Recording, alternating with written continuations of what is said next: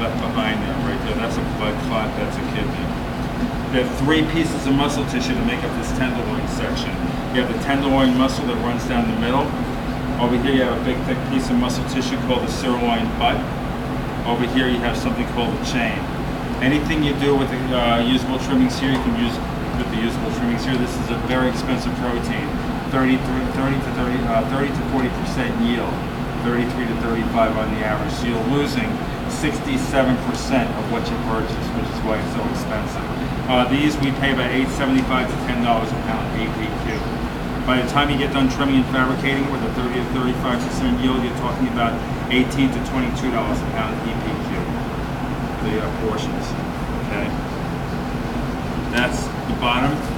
This is actually the top. It hangs underneath the loin muscle just like this. There's the connective tissue that holds it to the bottom of the feather bone.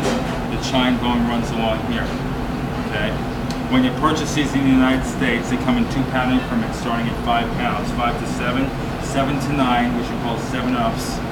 That's the most popular, or a Pismo. So 5 to 7, 7 to 9, 7 to 9 is the most popular, you get the most yield. 9 to 11, 11 to 13. So you have to specify the weight and size. This is probably about a 10-pound, judging by the looks of it. Every 2 people are going to share one of these. You're not going to cut it in half. You're going to work together to clean the whole thing and trim it in its whole primal state. Okay.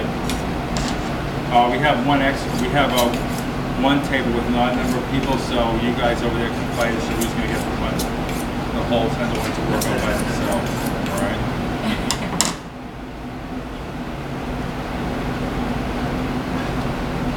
All right, so make a slight incision right through the fat, but don't cut into the tenderloin muscle.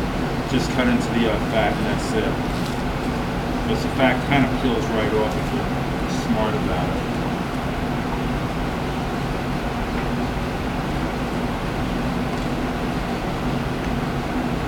The reason why this suet has a very flaky texture, has very high levels of saturated free fatty acids like stearic acid that we talked about last week.